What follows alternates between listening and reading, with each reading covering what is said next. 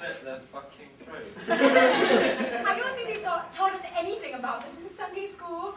Well, that's the lamest thing I've ever seen. They obviously don't know what they're talking about. No! Hey, Daddy's boy! Something new about the active fellatio. Yeah? Mission control. Hey, well, I got news for you. It's 2008. Women's emancipation has occurred. Crikey. Well, I don't know about all that, but I just thought it was jolly funny. Hey, lads and lasses, calm down, calm down. All right. Now that you've seen that, we're going to tell you something about sex. Leonard is a first year. He goes out in Freshers Week and starts to dance. Luckily for Leonard, he's really ugly and a very bad dancer. No STDs for you, Leonard. No. The story for Chrissy is somewhat different. Chrissy's not ugly at all. In fact, she's had lots and lots of plastic surgery to make her quite the opposite. What a pretty nose job. Even better than that, she starts at the Kirov Ballet in St. Petersburg. She goes out to Cindy's. On the entrance, they're handing out balloons with the names of STDs on them. Chrissy loves balloons. She's very happy. Inside the club, her flirtatious pirouettes get all the young gentlemen quite aroused. Get all the young gentlemen quite aroused. They hold a small conference at which they discuss what exactly they ought to do about their arousal. Eventually, they decide one of them must confront her. Oh no, poor Mikey's been selected. He's a bashful young lad that sticks to the sacred covenant of the Council of Men. Mikey's skill at jiggling attracts Chris's attention. She turns to him and kisses him. Mikey is undone. Unfortunately, he was a toad who'd been turned into a prince by a single kiss, but the second kiss undid the work of the first. Mikey turns back into a toad. Mikey turns back into a toad.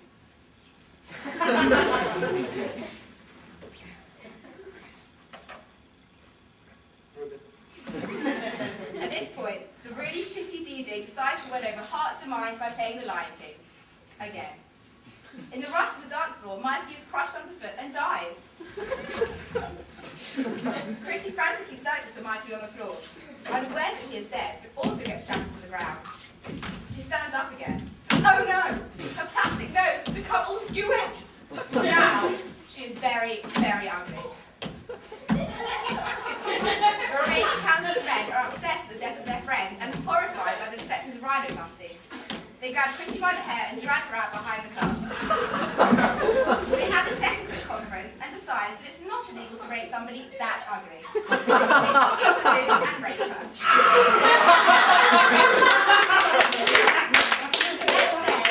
They go to prison for rape because it is illegal to rape someone, even someone very ugly. So be careful out there, boys and girls.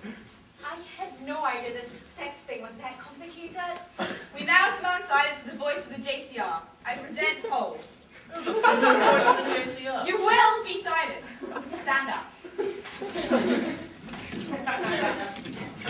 You are welcome.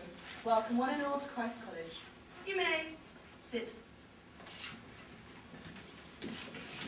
Once upon a time, this college was without a JCR. Once upon a time, the student body were formless. We were without form. Cast apart, unable to converge and unable to combine, drifting around like specks of gold in the Atlantic Ocean. That's big, isn't it? How dare you! How very dare you! No. Let the lad speak. Correct, young man. The Atlantic Ocean is the second of the world's largest oceanic divisions, with a total area of 106.4 million square kilometres. That's 41.1 million square miles. And covers approximately 1/5 of the Earth's surface. Wow, do you think she knows everything? Let's find out. Do not tempt thy voice, the JCR. All right, Chloe. How dare you! It is not Miss. Mrs.? No. Mister? How dare you!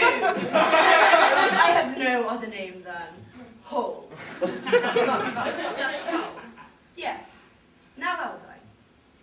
Once there was no one to champion our access-based issues, no one to look after the green issues, no one to think of the women. But most importantly, there was no one to decide on the bop theme. For centuries, people came dressed however they liked, and it was pandemonium.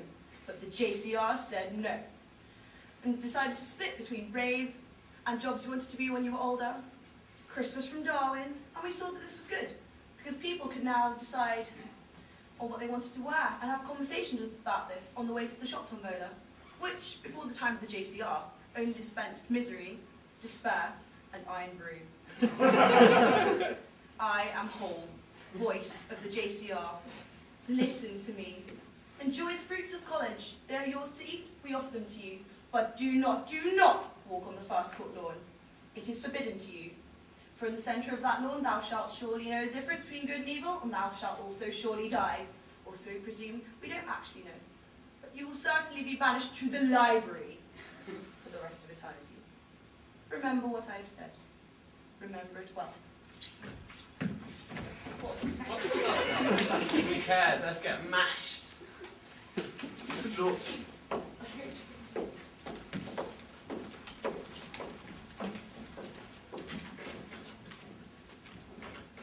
Hello? Excuse me, hi. Hello?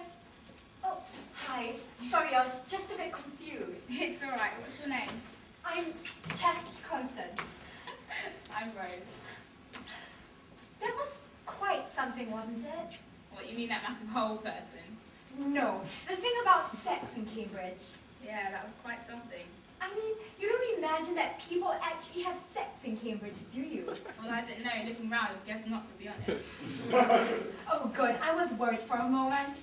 Me too, actually. I was thinking I should get checked out. Checked out? Yeah, you know, have a little piss in a cup. I think that's what you do. If it's anything else, I'm not doing it. Why should you need to go to the toilet in a cup? My room doesn't have an ensuite. That was a joke, you know, for the test. The test? We have a test in the first week of term. What is it on? I shouldn't think we've learned much by then. How am I going to ever revise for it? Are you being serious? It's a test for chlamydia, you know, to make sure everything's all right. Chlamydia? Don't be silly. Yeah, I probably have nothing to worry about. Of course not. Yeah, let's just enjoy Freshers Week. You know, they were just trying to scare us. You can't get chlamydia unless you've actually had sex. I know. So then, what were you worried about? Well, say this is too much information, but I was in Amsterdam. Oh, when- Amsterdam. I love Amsterdam. The art museums over there are fantastic.